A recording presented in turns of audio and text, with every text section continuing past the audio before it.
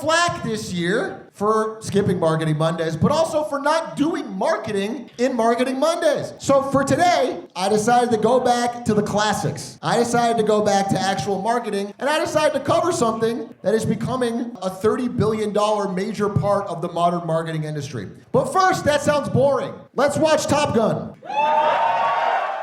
All right, gentlemen, we have a hop to take. Our deck on this hop will be 10,000 feet. There'll be no engagement below that. That was Top Gun. Did you notice anything about that scene?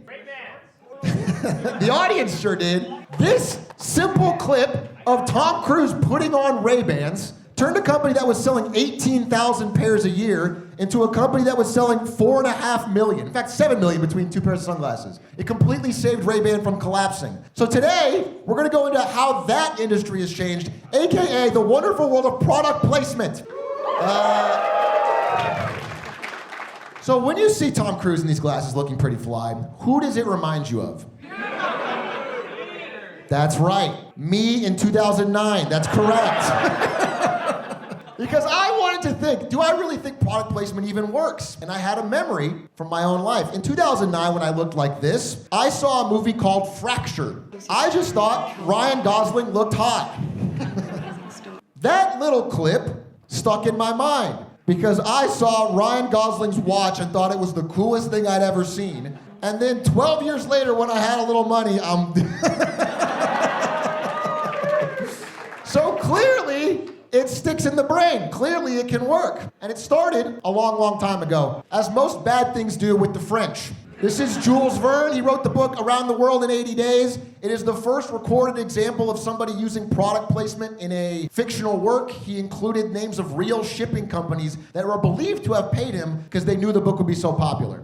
In 1882, Manet had this painting portrait of a bar where in the bottom right corner you can see one of the the very first trademark ever recorded in England for Bass beer. That showed up twice in this photo and was considered one of the most visual examples of product placement. And then the very first Academy Award-winning movie, Wings, in 1927, featured one of the most blatant examples of product placement I've ever seen, with Hershey's chocolate being on screen in the middle of frame for like 30 unbroken seconds.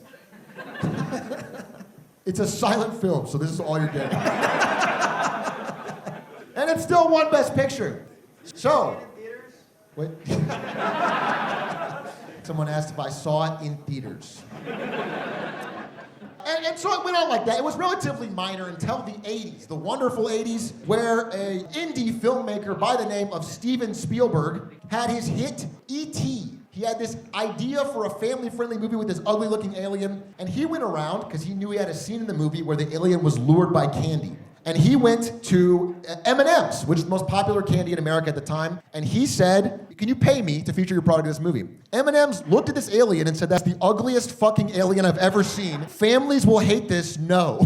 So Steven Spielberg went down the list, and he pitched Mars Corporation. And Mars said, we have this candy Reese's Pieces, it's not selling that well, we'll pay you $1 million to put it in your movie. Well, that worked. And again, the movie only cost $10 million to make. So 1/10 of the budget got covered by this, and then sales of Reese's Pieces skyrocketed afterward. And that is when, combined with the Tom Cruise stuff, Hollywood started to see dollar signs. Because in the 80s, and every decade afterward, budgets for movies and TV started to skyrocket. It started to get way more expensive to make. And so they found this fortuitous loop where they could get some of the money to make the film from the product, and then the product would sell more, and everyone would be happy, you'd think. Until it started to get more and more egregious. So James Bond, shaken not stir, we all know that, drinks a martini. And sometimes they'd have subtle product placement, like him using Smirnoff vodka for that, but it was written in the book that he drinks a martini, shaken not stirred. And that happened all the way until Heineken paid $45 million, and now he drinks a Heineken. It's a lot less classy. He also uses his Sony Vaio laptop logo out on a boat, and he talks about his watch weirdly while flirting. Easy smiles and expensive watches. Rolex. Amiga. Beautiful. Subtle. And this applies not only to movies, but to TV. It's gotten out of hand. Again, in the Stranger Things show, see if you can spot the subtle product placement in this scene.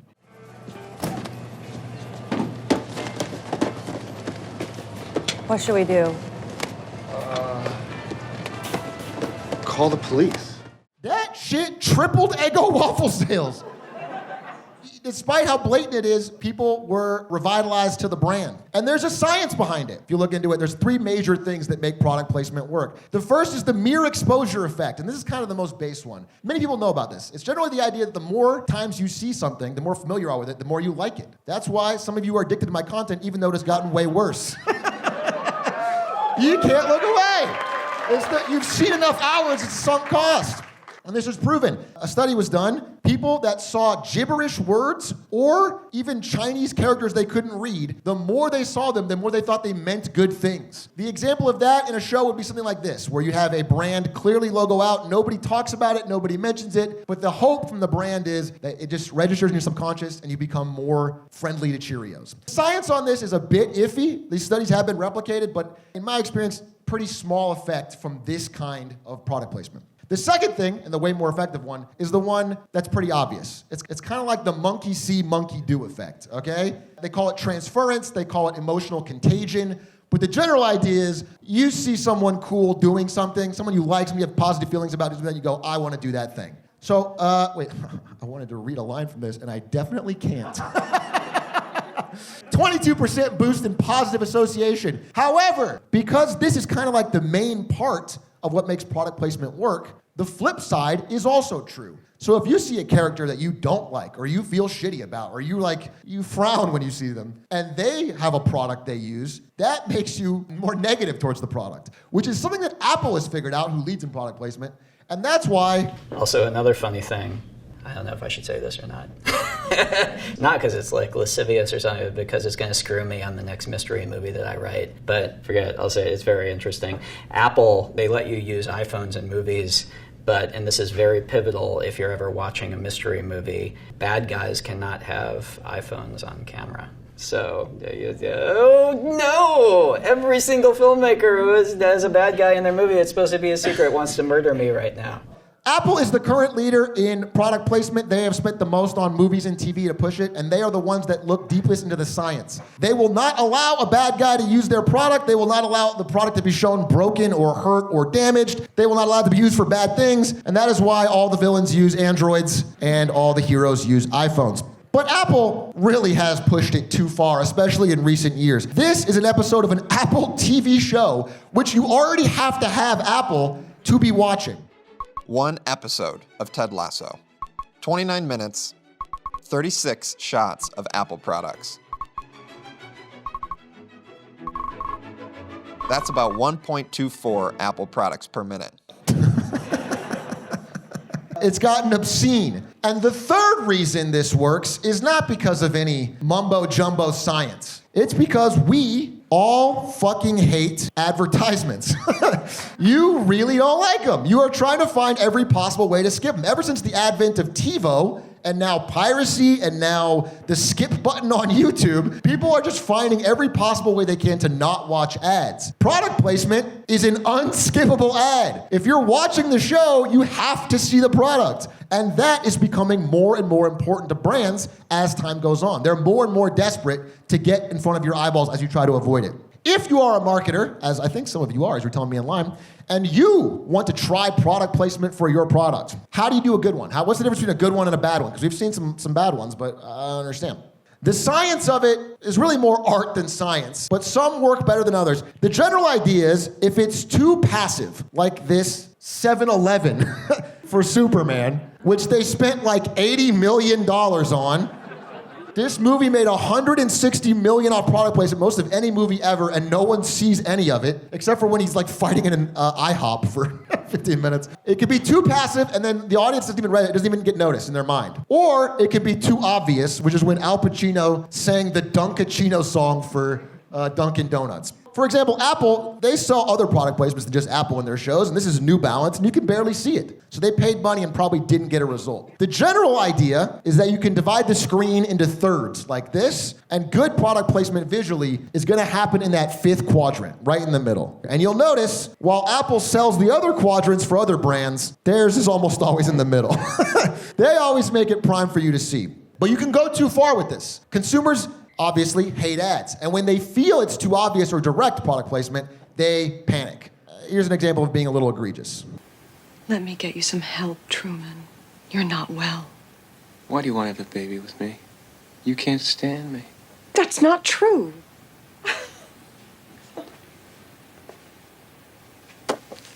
Why don't you let me fix you some of this new Mococo drink? All natural cocoa beans from the upper slopes of Mountain Nicaragua, no artificial sweeteners. What the hell are you talking about? And that's most customers' reactions. Now, that's a fake example from Truman Show, but this is a real example I found from The Secret Life of American Teenager, which is a real show on TV. Okay, well, here. Got this for you at the market. What is it? It's a new product for your skin. You wash your face with it in the morning, and not only does it get your skin clean, it gives you a burst of energy. So if your date doesn't go so well tonight, tomorrow morning you get up, you use this, and maybe you get enough energy to do something else, Grace. Something that's good for you, and maybe even something that's good for somebody else. Something, beautiful. Did you get one for yourself? Oh, wait. It's too late. You married the guy. I can't believe they had to read that dialogue. So, you know, if I boil it down simply, the characters have to actually use the product in some way, but they have to do it in a way that's not cringe. And that is the balancing act you're always trying to find as a marketer when you're using product placement. And if you go too far, people think you've sold out. It's like people only do things because they get paid. And that's just really sad. So do you guys want to see some of the worst examples of product placement in human history? Yeah!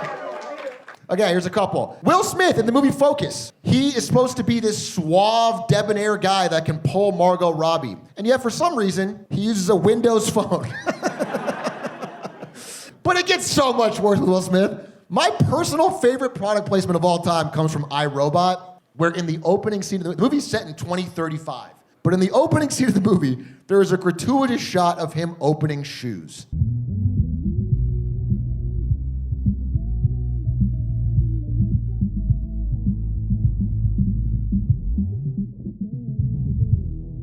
Is that on your feet? Converse All-Stars, vintage 2004. Don't turn your face up like that. I know you want some. All you gotta do is ask. No, thank you. 50. Spoon. Thank you, Mr. Spoon. There's more! Nice shoes. The movie came out in 2004, if you didn't guess. Sometimes entire movies are just ads, like The Internship, which was just a gigantic Google ad. The reviews were a little confused. This was in 2014 when this came out. Nowadays, that's not even considered weird. Barbie won an Oscar, and that was a gigantic Mattel ad filled with other ads. A review called it a Matryoshka doll of adverts, an advert containing multiple other adverts like a giant plastic doll. Stanley Tucci is one of my favorite actors. He, in an interview, said product placement can go too far. He said, I think it's becoming more brazen. It really doesn't fit the film. If it doesn't fit the film, then I think it's inappropriate. And I really respect that message from him until I saw him do this. You like music? The pill. That's the alien Perhaps technology something a little more violent? that can turn into a Beats pill or a gun. Thank you, Stanley Tucci. But the reason he did that is because, he says it here, ultimately it's up to the director to decide, the filmmaker. And the filmmaker in that case is Michael Bay. Michael Bay is probably the GOAT all time of product placement. He started out as a commercial director before he became a film director. And his movies are very tasteful and subtle about their product placement. Tasteful and subtle about their product placement. He even throws in stuff from other countries while you're watching in America. May I finish my Chua milk? I don't care about your exotic milk. By the way, Stanley Tucci also drank the milk. And probably the worst example, most egregious that I saw, was a product placement within a product placement during this product placement for Bud Light that is way too egregious.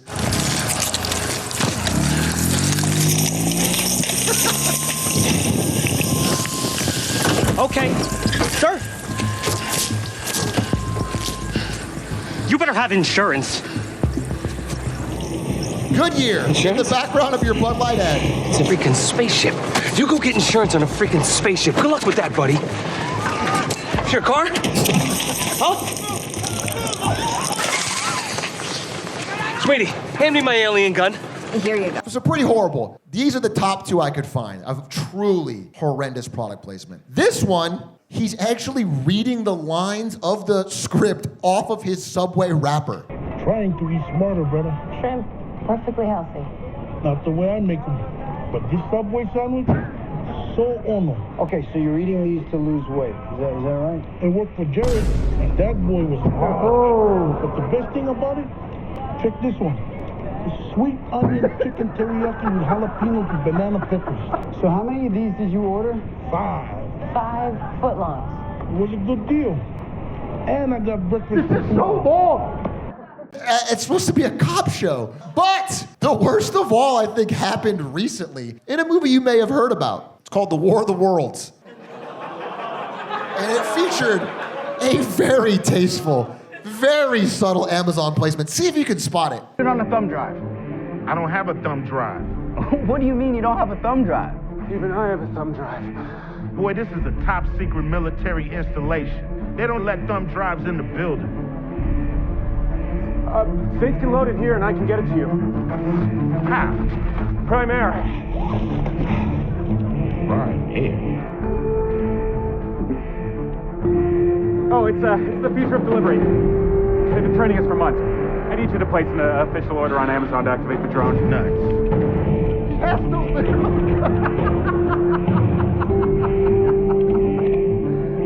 We only got one shot at this. Are you sure you can get it here? Don't worry. I fly like a bird. I can soar like an eagle with this thing. Okay, Mark. I believe in you. Roger that. Initiating target lock on DHS and surrounding threats.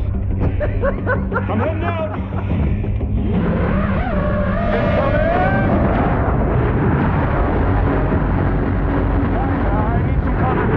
Faith, give me an access code to a Reaper drone now. Dad, how do I get that? Right-click on the map, select Show Active Drone. Roger that. Guys, I need some cover here. I got a boogie on my tail. Okay, Dave, I'm sending you the closest one now. Give me 1 second. Oh, shit. You gotta hurry, Dave. Just a few more seconds.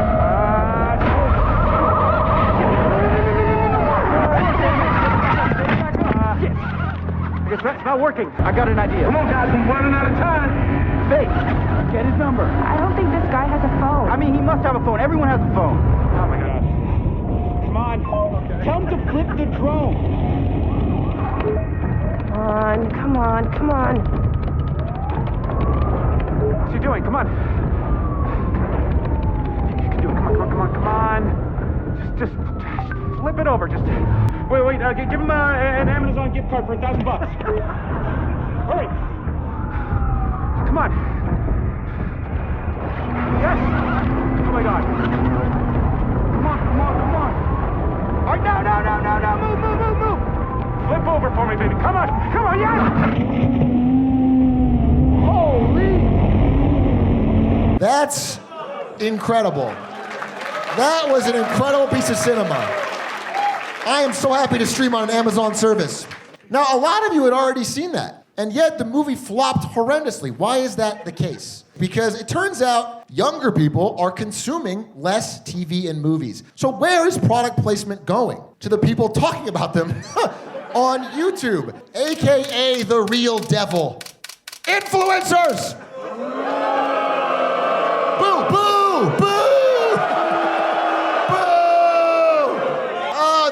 These silver-tongued serpents pretend to enjoy Red Bull so that you parasocially will buy some Red Bull. But the chain goes on. Even this influencer's favorite influencer also does product placement. Right from the White House Oval Office. Now, formerly, product placement among influencers was relatively benign, or at least easy to spot. It would look like this, okay? Pretty egregious. This is an influencer promoting Target. She says, at Target, hashtag Target talent, paid partnership with Target. So at very least, you know that you're being marketed to, and it allows you to sort of filter it out. Then it got a little more subtle. They would write a big paragraph so there's a line break on mobile and then put hashtag ad very small at the bottom, or hashtag SP or something right at the bottom. But even that, when people know that it's an ad, it gets less engagement. And so the goal was to get rid of all of these indicators. So now you start to get stuff like this on Instagram, which is just a woman eating Sugar Bear hair gummies and adding them with no indication at all. And marketers will even openly admit this. At UGC, we are seeing product placement become more and more successful. This is because TikTok allows us to see real reviews from real people. Therefore, when brands pay influencers to promote their products in videos that are clearly scripted, us as viewers can see right through it. What does this mean for marketing? Well, this is where the idea of selling without selling comes in. People will be more likely to trust that the product is good if you use it without mentioning it. Take Katie, for example. She uses the ultraviolet sunscreen in every Get Ready With Me video, but never mentions it. Yeah, that's illegal. You're not supposed to be able to take a paid ad or receive even free product without disclosing that you got it. However, ever since Lena Khan left, they've stopped enforcing this. And now almost every influencer you see, I mean, you go open your For You page right now and scroll, you'll see 10 violations in 10 minutes because people are realizing there's just more money in using a product they're paid to use. And that frustrates me because sometimes it makes things that are legit seem really sus. The winds of change have arrived. What is happening? It's What is happening? Peace negotiation.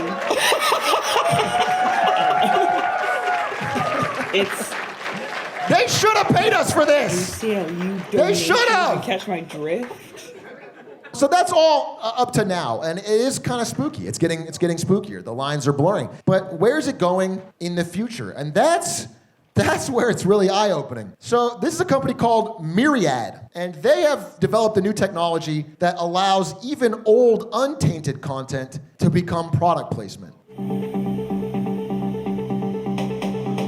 Oh.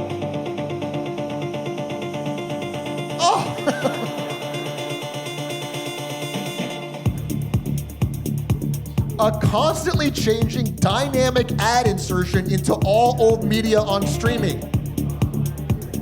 This is awesome. Now you can constantly see products in the background of every single movie and TV show you watch forever. Trusted, but am I gonna do this? Oh yeah, this is coming to my stream immediately. And they can switch it out. So I'll move on. So they can switch it out. So this is already starting to be rolled out, especially in certain Amazon shows. They're one of the pioneers of this technology. This is an example of them dynamically inserting a bowl of M&Ms into a popular Amazon TV show. And they, in their upfronts meetings with the advertisers, mentioned they want to roll this out on Twitch.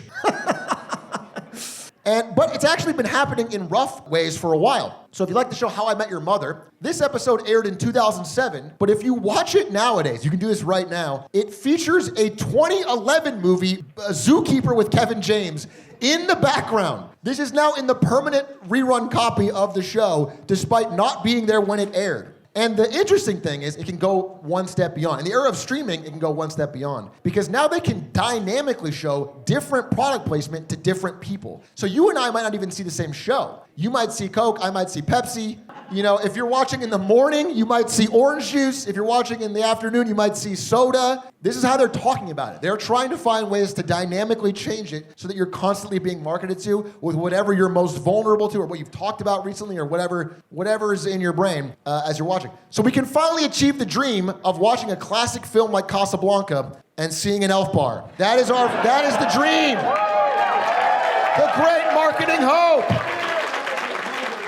The picture I'm trying to paint for you is a world where the line between content and commercial is completely gone, where we are fusing them all into one. And that applies probably most of all to me, or influencers in general. If I were to ask you why I wear an Enron hat almost every day, you would say it's because I'm bald. And that is the number one reason. But the number two reason is that every single time I wear this fucking hat, sales spike.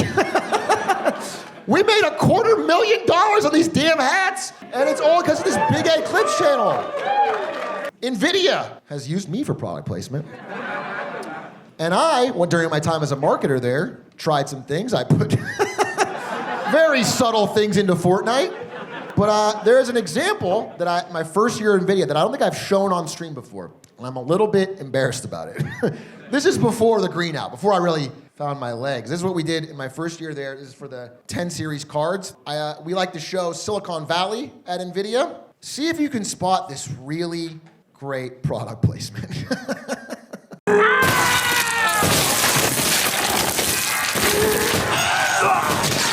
Thanks, thanks again, Colin, for having us. The fact that a company like yours with such a pristine reputation is sitting down with us is honestly incredibly flattering. It's cool. Ooh, wow. That'll be a closed casket. Yeah. Did you miss it? Because everyone did. There's just a GPU box sitting on the table. This was way too expensive. Nobody noticed it. It was a total failure. In fact, the only social media response we got from including this in this expensive show on HBO was a post on our NVIDIA that noticed the product placement. And the comments were like, wow, I hope they didn't have to buy an actual card. It would have torn a real hole in the production budget. Wait, you guys don't have your GPU boxes sitting on the corner of your mouse pad? Did I miss the memo? So no one was impressed, and that was it. And that is why I have turned to something different in my own personal marketing product placement. Maybe you're noticing that I'm wearing a brand new Enron sweater today. This comes out on Monday at failedcoast.co. Thank you for watching the next Marketing Monday. Please enjoy Atrioc. Check it.